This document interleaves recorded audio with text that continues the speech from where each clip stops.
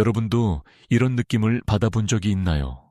가장 사랑하는 사람이 더 이상 당신을 필요로 하지 않는다고 말할 때, 청춘을 바친 회사에서 짧은 이메일 한 통으로 해고 통보를 받을 때, 가장 믿었던 사람들이 당신이 가장 필요한 순간에 등을 돌릴 때, 거절당하는 느낌은 단순한 실망이 아닙니다. 그것은 독화살이 가슴을 관통하는 것 같아서 우리를 깊은 곳까지 아프게 합니다. 자신의 가치에 대해, 이 세상에서 자신의 존재에 대해 의심하게 만들죠. 민지라는 여성의 이야기를 들려드리고 싶습니다. 45세의 직장인인 그녀는 15년 동안 회사를 위해 열심히 일했습니다. 자신의 헌신이 인정받을 것이라고, 그 오랜 세월의 공헌이 의미가 있을 것이라고 믿었죠. 하지만 평범한 월요일 아침 해고 통보를 받았습니다. 이유는 회사의 인력 감축. 민지는 빈 사무실에 앉아 창밖을 바라보며 자신에게 아직 가치가 있는지 자문했습니다. 15년의 헌신이 순식간에 사라져버린 것 같았어요. 자신이 실패자 같고 사회가 필요로 하지 않는 무용한 존재 같다고 느꼈습니다. 하지만 민지의 이야기는 거기서 끝나지 않습니다. 여러분의 이야기도 마찬가지예요. 그 후 민지에게 무슨 일이 일어났는지 아세요? 고통에 빠져 있는 대신 그녀는 이 거절을 우주로부터의 메시지로 받아들이기 시작했습니다. 자신이 무가치하다는 메시지가 아니라 자신의 새로운 버전을 탐구할 때가 되었다는 메시지로 말이죠. 위대한 심리학자 칼 융은 개성화 과정이라는 개념에 대해 이야기했습니다. 이는 우리 각자가 가장 완전한 자신이 되기 위해 거쳐야 하는 여정입니다. 그리고 때로는 가장 고통스러운 거절이 바로 이 여정으로 우리를 떠미는 가장 강력한 힘이 되기도 합니다. 여러분이 씨앗이라고 상상해 보세요. 발아하기 위해서는 껍질이 깨져야 합니다. 이 과정이 고통스러울까요? 물론입니다. 하지만 이 껍질 깨짐이 없다면 씨앗은 영원히 씨앗으로만 남아있을 뿐 푸른 나무가 될 수 없습니다. 여러분이 겪고 있는 거절이 바로 그 껍질 깨짐입니다. 고통스럽고 산산조각이 나는 것 같지만 바로 그때 여러분 안에 가장 깊은 잠재력이 깨어나기 시작합니다. 융은 우리 각자 안에 그림자가 존재한다고 믿었습니다. 우리가 인정하고 싶지 않은 자신의 부분들, 두려움, 열등감 숨기려고 하는 부정적인 측면들 말이죠. 하지만 거절당할 때, 고통의 나락으로 떨어질 때 우리는 이 그림자와 마주할 수밖에 없습니다. 그리고 바로 그곳에서 기적이 시작됩니다. 민지가 작은 아파트에 앉아 있을 때, 더 이상 직업이라는 이름으로 자신을 정의할 수 없게 되었을 때, 그녀는 스스로에게 묻지 않을 수 없었습니다. 나는 정말 누구인가? 이 일 외에, 오랫동안 해온 역할 외에 나의 진짜 본질은 무엇인가? 이런 질문들은 쉽지 않습니다. 용기가 필요하죠. 거울을 보며 자신의 아름다운 부분과 추한 부분 모두를 받아들여야 합니다. 하지만 우리가 이를 해낼 때, 자신의 그림자와 용감하게 마주할 때 놀라운 일이 일어납니다. 이전에는 자신에게 있다는 것조차 몰랐던 힘들을 발견하기 시작합니다. 민지는 자신에게 예술적 재능이 있다는 것을 발견했습니다. 삶에 너무 바빠서 어릴 때부터 잊고 있던 것이었죠. 그녀는 그림을 그리기 시작했고 미술 수업에 참여했으며 점점 새로운 열정을 찾아갔습니다. 하지만 더 중요한 것은 그녀가 진정한 자신을 찾았다는 것입니다. 이것은 동화가 아닙니다. 이것은 융이 말하는 자신을 향한 여정이라는 실제적인 과정입니다. 우리 모두가 이 여정을 경험할 수 있습니다. 그렇다면 거절을 처벌로 보는 것을 멈추고 초대로 보기 시작한다면 어떨까요? 자신의 더 깊은 측면을 탐구하라는 초대 더 강하고 완전한 버전으로 재탄생하라는 초대로 말이죠. 오늘 이 영상에서 저는 여러분을 이 변화의 여정으로 안내하겠습니다. 우리는 상처를 힘으로 바꾸는 방법, 거절을 재탄생의 기회로 바꾸는 방법을 탐구할 것입니다. 그리고 가장 중요한 것은 자신을 완전하고 무조건적으로 사랑하고 받아들이는 법을 배우는 것입니다. 왜냐하면 여러분의 이야기는 아직 끝나지 않았기 때문입니다. 이제 막 시작된 것이니까요. 거절에 대해 이야기할 때 우리는 보통 그것을 우리 삶에 영향을 미치는 외부 사건으로 생각합니다. 하지만 실제로는 거절에 대한 우리의 반응이 우리의 내면 세계에 대해 많은 것을 드러냅니다. 윤근 투사라는 매우 흥미로운 개념을 가지고 있습니다. 그는 우리가 종종 자신의 인정받지 못한 측면들을 다른 사람이나 외부 상황에 투사한다고 말했습니다. 거절당할 때 우리가 느끼는 고통은 단순히 그 거절 행위에서만 오는 것이 아니라 그것이 우리 안의 깊은 두려움을 활성화시키는 방식에서도 옵니다. 이것을 구체적으로 생각해 보세요. 누군가가 당신을 거절할 때 정말로 당신을 아프게 하는 것은 무엇인가요? 거절 행위 자체인가요? 아니면 그것이 당신 자신에 대해 느끼게 하는 방식인가요? 아마도 그것은 당신이 충분하지 않다는 두려움을 활성화시킬 것입니다. 아마도 당신이 사랑받을 자격이 없다는 깊은 믿음을 깨울 것입니다. 아마도 자신의 가치에 대해 의심하게 만들 것입니다. 이런 두려움들은 허공에서 나타나지 않습니다. 보통 과거의 경험들, 가족이나 사회로부터 받은 메시지들 또는 이전의 상처로운 경험들에서 뿌리를 두고 있습니다. 윤근 이런 심리적 패턴들을 콤플렉스라고 부릅니다. 거절 콤플렉스는 매우 다양한 근원에서 나올 수 있습니다. 어린 시절 부모님의 충분한 사랑을 받지 못했다고 느꼈을 때부터 학교에서 친구들에게 거절당했던 경험까지 사랑에서의 실패까지. 하지만 윤기 우리가 이해하기를 원하는 중요한 점은 이런 콤플렉스들이 우리의 적이 아니라는 것입니다. 그것들은 무의식으로부터의 메시지이며 주의와 치유가 필요한 자신의 부분들이 있음을 알려주는 신호입니다. 제 고객 중 한 분의 이야기를 들려드리고 싶습니다. 소영이라고 부르겠습니다. 38세의 디자이너인 그녀는 겉보기에는 안정된 삶을 살고 있었습니다. 하지만 소영에게는 문제가 있었습니다. 거절에 대한 극도의 두려움 때문에 자신의 진짜 의견을 표현하지 못하고 진정으로 원하는 것을 추구하지 못했습니다. 직장에서는 틀렸다는 것을 알면서도 항상 모든 사람에게 동의했습니다. 연애에서는 진정으로 끌리는 사람을 추구하지 못하고 항상 안전한 선택만 했습니다. 안전하지만 재미없는 삶을 살았습니다. 그러던 중 그녀가 가장 두려워하던 일이 일어났습니다.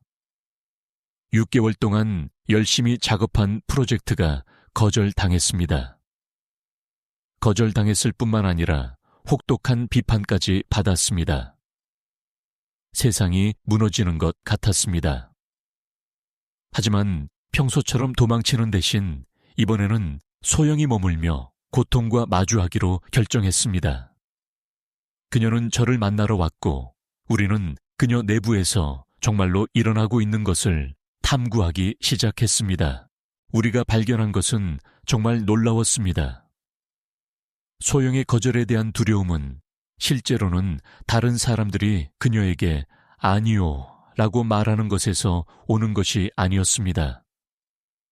그것은 그녀가 항상 자신을 거절해왔다는 것에서 왔습니다. 어린 시절부터 소영은 받아들여지기 위해서는 착한 아이가 되어야 하고 절대 문제를 일으키지 않고 절대 반대 의견을 가져서는 안 된다는 것을 배웠습니다. 그녀는 다른 사람들의 기대에 맞추기 위해 자신의 창조적이고 반항적이고 열정적인 부분들을 거절해왔습니다. 융은 소영이 이런 측면들을 자신의 그림자로 밀어넣었다고 말할 것입니다. 그리고 이제 삶이 그녀를 거절할 때 그것은 실제로 그녀가 수년간 자신을 거절해온 방식을 반영하고 있었습니다. 이것은 융이 우리에게 가져다주는 가장 깊은 통찰 중 하나입니다. 외부 세계는 종종 우리의 내면 세계를 반영합니다. 우리가 계속해서 거절당할 때 그것은 우리가 자신을 거절하고 있다는 신호일 수 있습니다. 그렇다면 어떻게 자신과의 관계를 치유하기 시작할까요? 어떻게 거절을 힘으로 변화시킬까요? 첫 번째 단계는 인식입니다. 우리가 살고 있는 패턴들을 의식하게 되어야 합니다. 거절당해서 고통스러울 때 멈춰서 자신에게 물어보세요. 내 안에 무엇이 활성화되고 있는가, 어떤 두려움이 깨어나고 있는가, 즉시 답하려고 하지 마세요. 단지 관찰하기만 하세요. 융은 의식이 모든 변화의 첫 번째 단계라고 믿었습니다. 우리 내부에서 일어나고 있는 것을 의식하게 될 때 우리는 선택권을 갖기 시작합니다. 두 번째 단계는 수용입니다. 이것이 가장 어려운 단계일 수 있습니다. 우리가 느끼고 있는 고통이 진짜라는 것, 그것이 존재할 권리가 있다는 것, 그것이 중요한 메시지를 가지고 있다는 것을 받아들여야 합니다. 융은 우리가 저항하는 것은 계속 존재한다고 말했습니다. 하지만 우리가 받아들이는 것은 변화될 수 있습니다.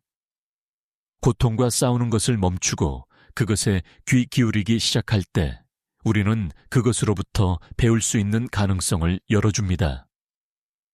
소영은 이 과정을 거쳤습니다. 거절의 고통에서 도망치는 대신 그녀는 그것과 함께 앉기로 결정했습니다. 자신의 감정에 대해 일기를 썼습니다. 울어야 할 때 울었습니다. 화나고 실망하고 슬픈 것을 허용했습니다. 그리고 이 과정에서 오랫동안 거절해온 자신의 부분들을 발견하기 시작했습니다. 감히 나누지 못했던 대담하고 창조적인 아이디어들이 있다는 것을 깨달았습니다. 수년간 침묵해온 강한 목소리가 있다는 것을 발견했습니다. 점차 소영은 이런 부분들을 자신의 삶에 통합하기 시작했습니다. 회의에서 자신의 아이디어를 나누기 시작했습니다. 자신의 진정한 비전을 반영하는 개인 프로젝트를 시작했습니다. 필요할 때 아니요 라고 말하고 진정으로 원하는 것에 예 라고 말하기 시작했습니다. 결과는 모든 사람이 새로운 소영을 좋아하지는 않았습니다. 일부는 오히려 그녀를 더 거절했습니다. 하지만 놀라운 것은 이제 거절이 더 이상 그녀를 산산조각내지 않는다는 것이었습니다. 왜일까요? 그녀가 자신을 거절하는 것을 멈췄기 때문입니다. 이것이 바로 융이 전달하고자 한 메시지의 핵심입니다. 우리가 자신과 전인적이고 사랑스러운 관계를 가질 때 다른 사람의 받아들임이나 거절이 더 이상 우리의 가치를 정의할 수 없습니다.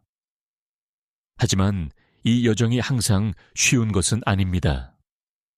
융은 이에 대해 매우 솔직했습니다.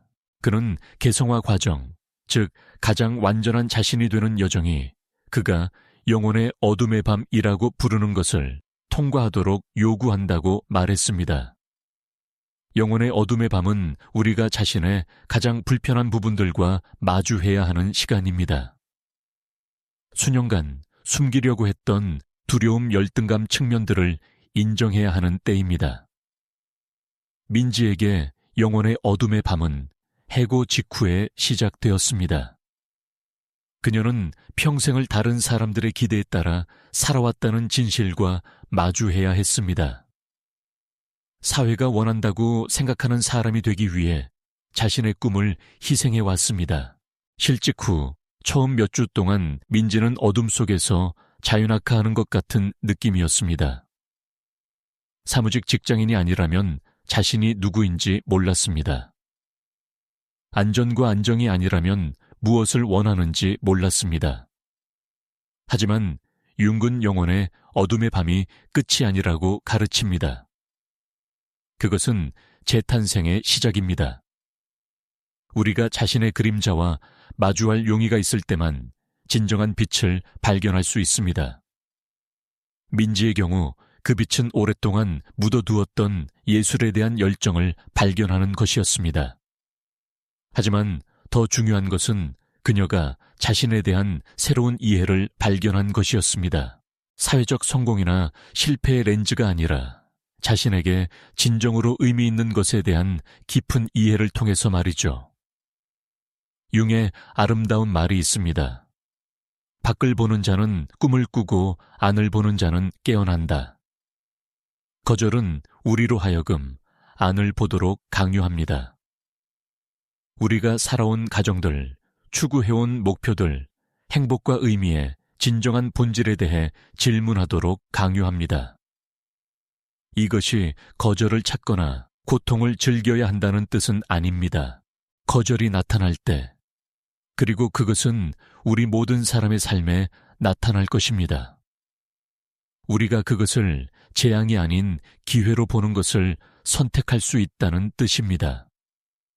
융기 우리에게 가져다주는 가장 깊은 개념 중 하나는 에난티오드로미아, 대립물들이 서로 전환되는 경향에 대한 아이디어입니다.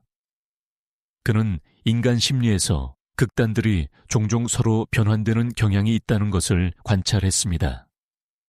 극도의 고통이 힘의 원천이 될 수 있습니다.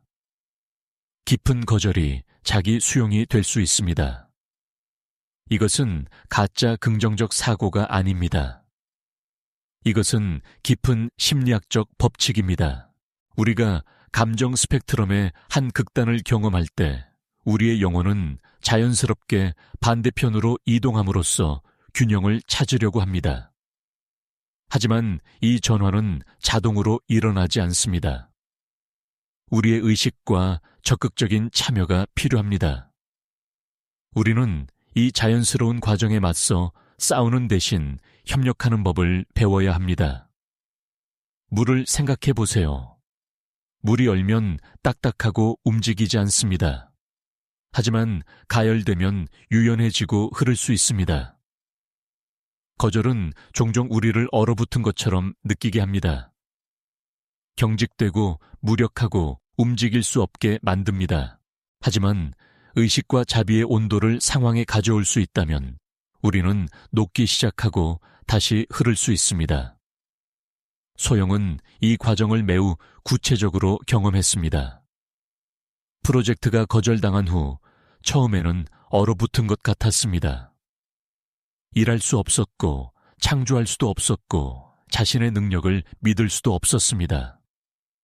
하지만 자신을 정상 상태로 강제로 돌리려고 하는 대신 그녀는 의식적으로 이 얼어붙은 상태를 허용하기로 결정했습니다.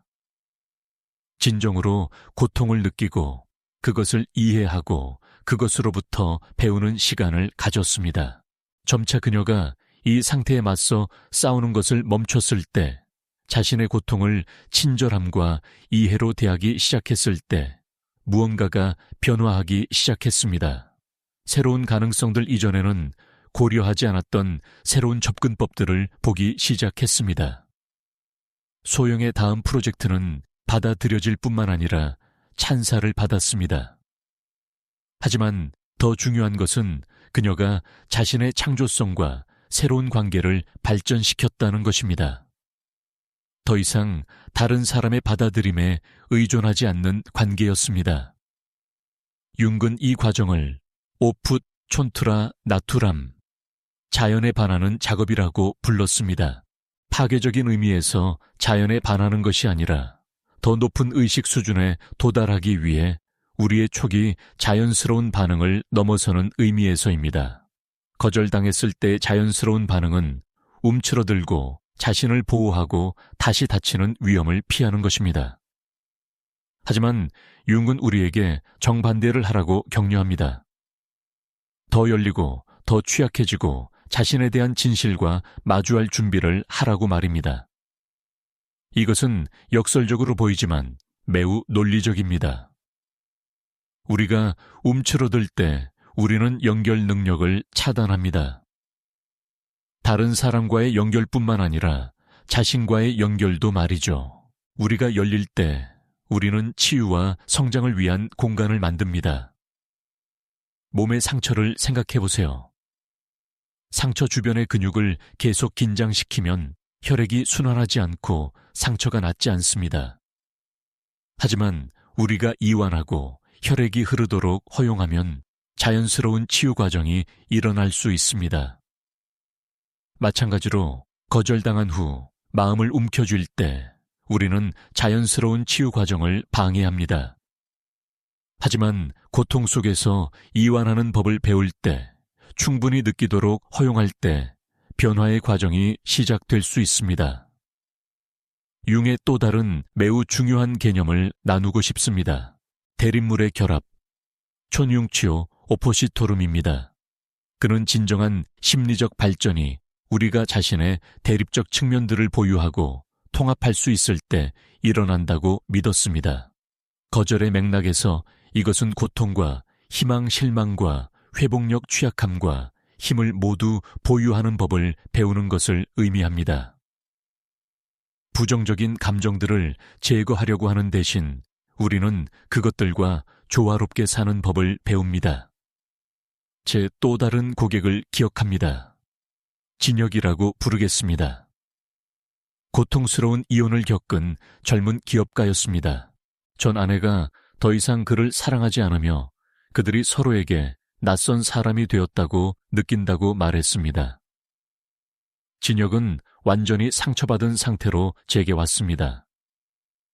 다시 강해지고 싶고 고통을 극복하고 다시는 그렇게 취약하지 않고 싶다고 말했습니다. 사랑을 치료하고 아무도 필요로 하지 않는 사람이 되고 싶다고 했습니다.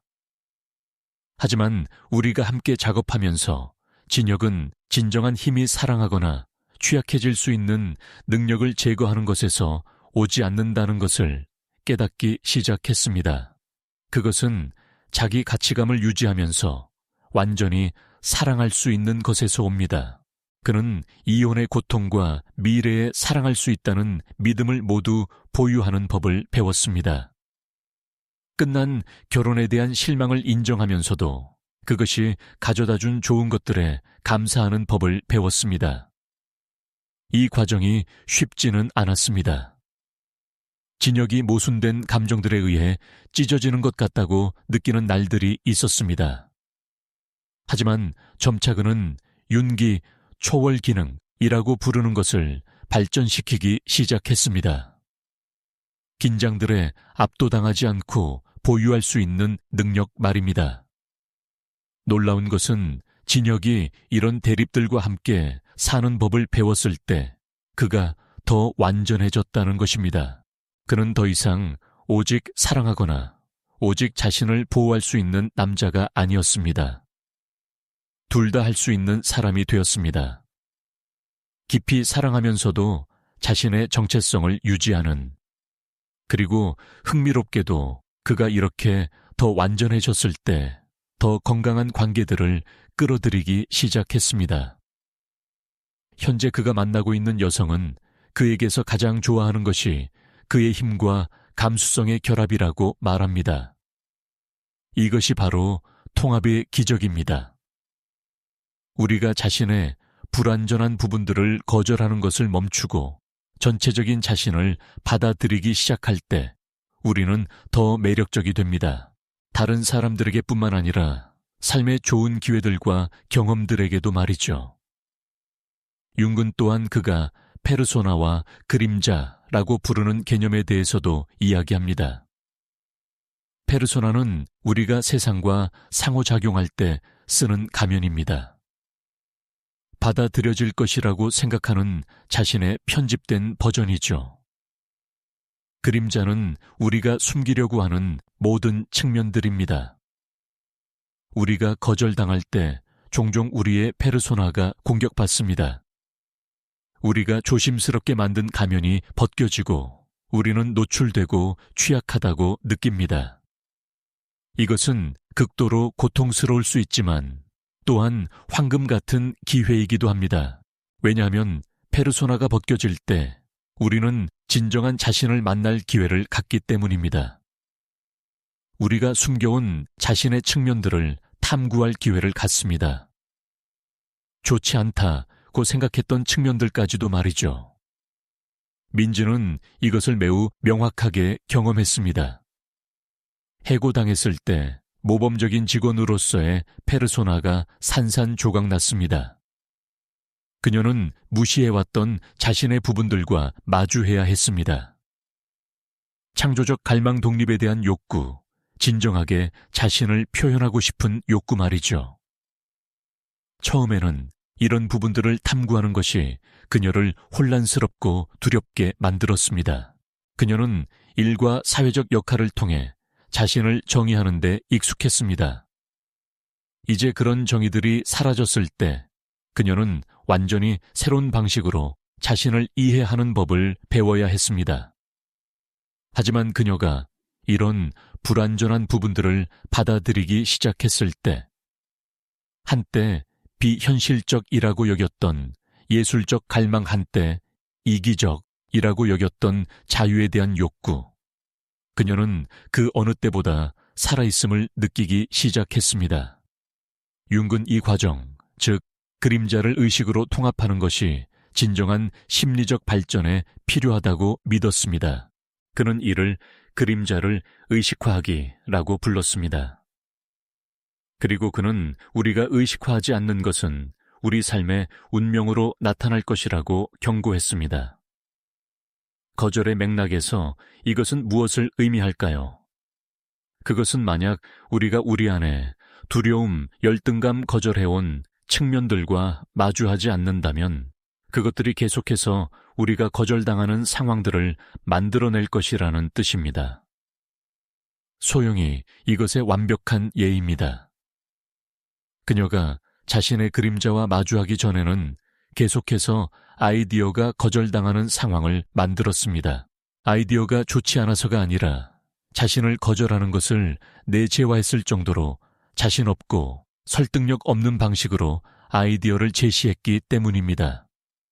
그녀가 자신의 받아들여지지 않는 부분들을 받아들이고 통합하기 시작했을 때 대담함, 창조성 강한 목소리, 완전히 다른 자신감과 진정성으로 아이디어를 제시하기 시작했습니다. 결과적으로 이런 아이디어들이 더 긍정적으로 받아들여졌습니다. 이것은 마법이 아닙니다. 이것은 심리학입니다. 우리가 자신의 모든 측면과 건강한 관계를 가질 때 우리는 다른 종류의 에너지를 발산합니다. 더 진정하고 설득력 있고 매력적이 됩니다. 융은 또한 그가 푸엘 에타누트와 세넥스라고 부르는 개념에 대해서도 이야기합니다. 영원한 아이와 현명한 노인이죠. 우리 각자 안에는 이 두 측면이 모두 있습니다. 푸엘 에타누트는 신선함, 창조성, 다시 시작할 수 있는 능력을 나타냅니다. 세넥스는 지혜, 경험, 인내할 수 있는 능력을 나타냅니다. 우리가 거절당할 때 종종 이 두 측면 사이에 내적 갈등이 있습니다. 푸엘 에타누트는 포기하고 처음부터 다시 시작하고 새로운 것을 찾고 싶어 합니다. 세넥스는 견디고 경험에 의존하고 완벽을 추구하고 싶어 합니다. 열쇠는 둘 중 하나를 선택하는 것이 아니라 둘 다를 통합하는 방법을 찾는 것입니다. 우리는 푸엘 에타누트의 신선함과 다시 시작할 수 있는 능력이 필요하지만 세넥스의 지혜와 인내도 필요합니다. 민지는 이 갈등을 매우 구체적으로 경험했습니다. 해고당한 후 그녀의 일부는 완전히 새로운 삶을 시작하고 싶어 했습니다. 여행을 하고 예술을 배우고 자유로운 삶을 살고 싶어 했습니다. 이것이 그녀 안에 푸엘 에타눕가 말하는 것이었습니다. 하지만 그녀의 다른 부부는 불확실성에 대해 두려워했고 빨리 안정된 다른 직장을 찾고 가지고 있는 기술과 경험에 의존하고 싶어 했습니다. 이것이 그녀 안의 세넥스였습니다. 이것을 해결해야 할 갈등으로 보는 대신 민지는 두 목소리 모두에 귀 기울이는 법을 배웠습니다. 그녀는 창조적 자유와 재정적 안정이 둘 다 필요하다는 것을 깨달았습니다. 새로운 것을 탐구할 수 있는 능력과 경험의 안전함이 둘 다 필요했습니다. 그녀가 찾은 해결책은 두 요소를 모두 결합한 작은 사업을 시작하는 것이었습니다. 안정적인 기반을 만들기 위해 관리 기술과 직장 경험을 사용했지만 사업에 예술에 대한 열정도 통합했습니다. 흥미로운 것은 그녀가 이것을 현실적과 꿈꾸는 것 사이의 선택으로 보는 것을 멈췄을 때, 둘 다를 통합하는 방법을 찾기 시작했을 때 이전에는 보지 못했던 길을 찾았다는 것입니다. 융은 진정한 해결책들, 치유와 성장을 가져다주는 해결책들, 이 종종 우리가 대립적 극단들 사이에서 선택하려고 하는 것을 멈추고 그것들을 통합하는 방법을 찾기 시작할 때 나타난다고 믿었습니다. 이것은 우리를 또 다른 중요한 점으로 이끕니다. 치유 과정에서 시간의 역할 말이죠. 현대 사회에서 우리는 종종 치유가 빠르게 일어나기를 기대합니다. 극복하고 치료하고 잊고 싶어 합니다.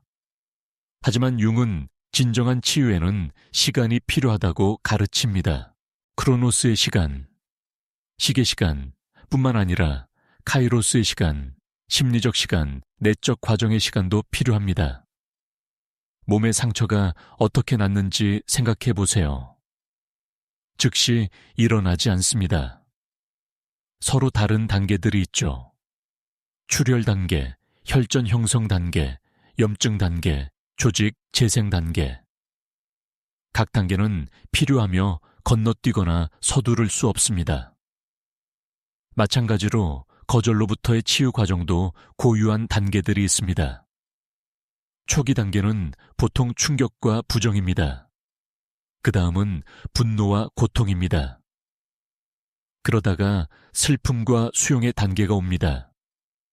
마지막으로 통합과 재탄생의 단계입니다. 각 단계가 중요합니다. 우리는 충격에서 바로 재탄생으로 뛸 수 없습니다. 인내심과 자비를 가지고 전체 과정을 거쳐야 합니다. 진혁은 이것을 어려운 방법으로 배웠습니다. 처음에 그는 이혼의 고통을 서둘러 넘어가려고 했습니다.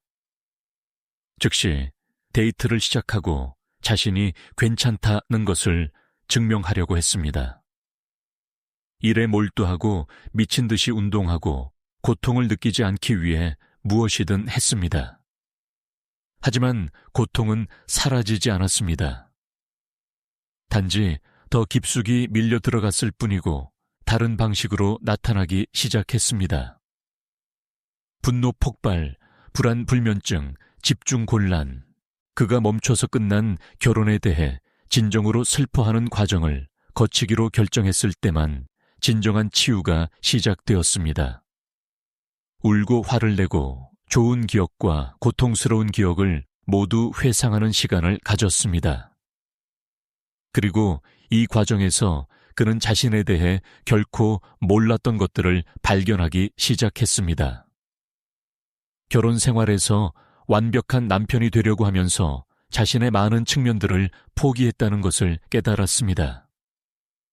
개인적인 취미, 추구를 멈추고 친구들 만나는 것을 멈추고 개인적인 꿈을 키우는 것을 멈췄습니다.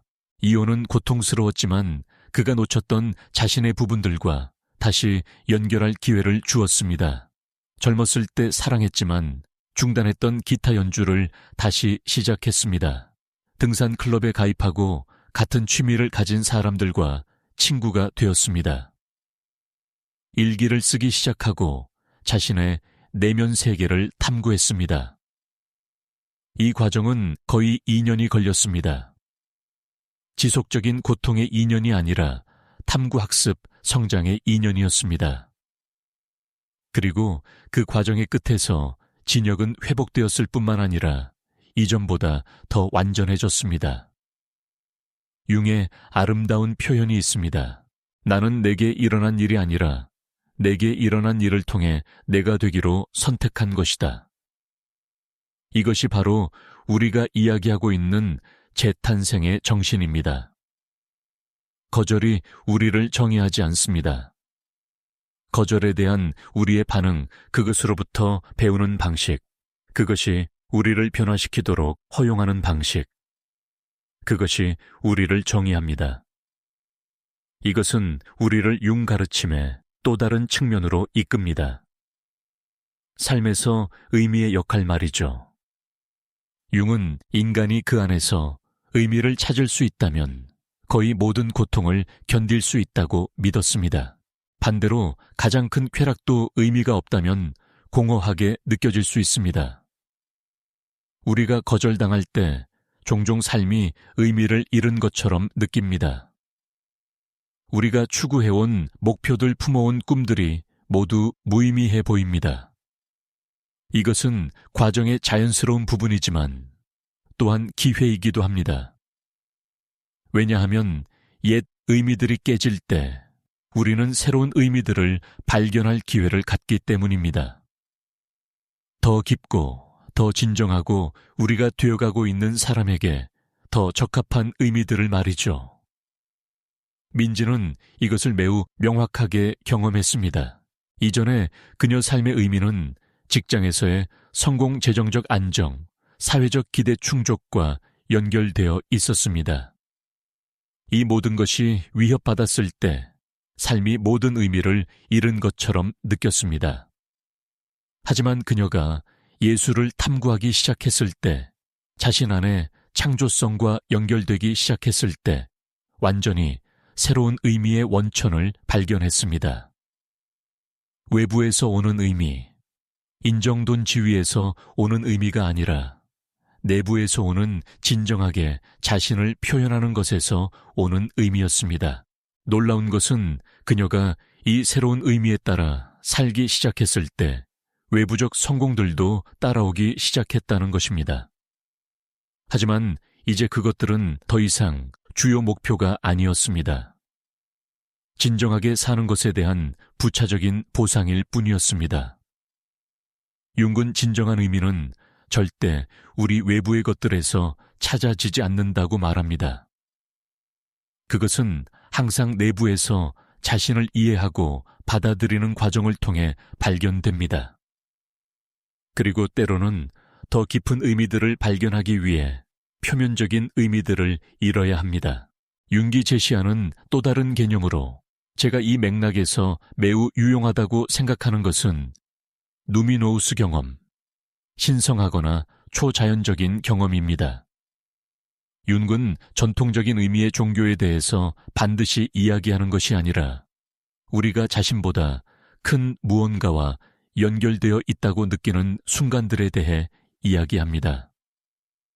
이런 경험들은 종종 위기의 순간들에 나타납니다. 우리의 에고가 겸손해지고 새로운 가능성들에 열릴 때 말이죠. 거절은 그런 순간들 중 하나가 될 수 있습니다. 소영이 저에게 그런 순간에 대해 이야기해 주었습니다. 프로젝트가 거절당한 지 몇 주 후 공원에 앉아 미래에 대해 완전히 절망하고 있을 때였습니다. 갑자기 콘크리트 틈에서 자라는 오래된 나무를 보았습니다. 그 나무는 크지도 특별하지도 않았지만 혹독한 조건에서도 끈질기게 자라는 모습에 대해 뭔가가 그녀의 마음을 건드렸습니다. 그 순간 그녀는 생명력과 회복력과 모든 도전에도 불구하고 계속 존재하는 아름다움과 깊은 연결을 느꼈습니다. 이것은 전통적인 의미의 종교적 경험은 아니었지만 그녀에게 새로운 의미감과 목적감을 가져다 주었습니다. 그녀도 자신의 삶의 틈들을 통해 잘하는 법을 배울 수 있다는 것을 깨달았습니다. 윤근 이런 누미노우스 경험들이 종종 무의식으로부터의 중요한 메시지를 가져다 준다고 믿었습니다. 그것들은 우리의 영혼이 우리와 소통하는 방식이며 삶의 다음 방향에 대해 우리를 인도합니다. 소영에게 그 메시지는 회복력과 인내의 아름다움에 관한 것이었습니다. 민지에게는 창조성을 기르는 것의 중요성에 관한 것일 수 있었습니다. 진혁에게는 자신의 모든 측면을 통합하는 가치에 관한 것일 수 있었습니다. 중요한 것은 우리가 이런 메시지들에 귀 기울이는 법을 배우는 것입니다. 오늘날의 시끄럽고 바쁜 세상에서 우리는 종종 이런 미묘한 순간들을 놓칩니다. 하지만 그것들은 소중한 선물이며 우리의 가장 깊은 지혜로부터의 안내입니다. 융은 또한 변화 과정에서 의식의 중요성에 대해서도 이야기합니다. 반드시 종교적 의식일 필요는 없고 우리가 삶의 중요한 전환을 표시하기 위해 의식적으로 하는 행동들입니다. 우리가 거절당할 때 종종 삶의 두 단계 사이에 끼인 것 같은 느낌을 받습니다. 우리는 더 이상 옛사람이 아니지만 누가 될지도 아직 모릅니다. 의식들은 이 전환기를 항해하는 데 도움이 될 수 있습니다. 민지는 매우 간단하지만 의미 있는 의식을 만들었습니다. 매일 밤 잠자리에 들기 전에 10분을 내어 3가지를 적었습니다. 그날 감사한 한 가지, 자신에 대해 배운 한 가지 다음 날에 대한 한 가지 의도. 이 의식은 가장 어려운 날들에도 진보감과 목적감을 유지하는 데 도움이 되었습니다. 매일 아무리 작더라도 그녀가 성장하고 배우고 있다는 것을 깨닫는 데 도움이 되었습니다. 진혁은 다른 의식을 만들었습니다. 매주 혼자서 자연 속을 걷는 오후를 보냈습니다. 이 산책에서는 음악이나 팟캐스트를 듣지 않았습니다. 단순히 걷고 들었습니다. 새소리, 바람소리, 그리고 가장 중요하게는 자신 안의 목소리를 들었습니다. 이 산책들은 그의 신성한 공간이 되었고 자신과 자연 세계와 연결될 수 있는 곳이 되었습니다. 삶이 스트레스 받을 때도 균형감과 명료함을 유지하는 데 도움이 되었습니다. 소영은 예술에서 자신의 의식을 찾았습니다. 새로운 프로젝트를 시작할 때마다 자신의 현재 감정을 표현하는 작은 그림을 그리는 것으로 시작했습니다. 그것은 다른 사람들이 보기 위한 예술이 아니었습니다. 자신이 느끼고 있는 것을 표현하고 변화시키는 방법이었습니다. 이런 의식들은 단순해 보일 수 있지만 매우 강력합니다. 혼돈의 시기에 구조와 의미를 만들어줍니다.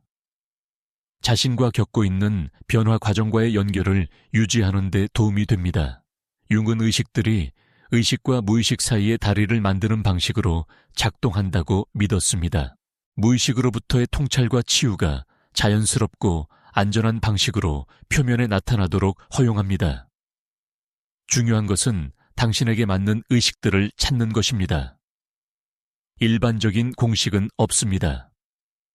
중요한 것은 진정성과 일관성입니다. 명상일 수도 있고, 일기 쓰기일 수도 있고, 요리일 수도 있고, 정원 가꾸기일 수도 있습니다. 중요한 것은 그것이 당신에게 의미가 있고 내적 과정과 연결하는 데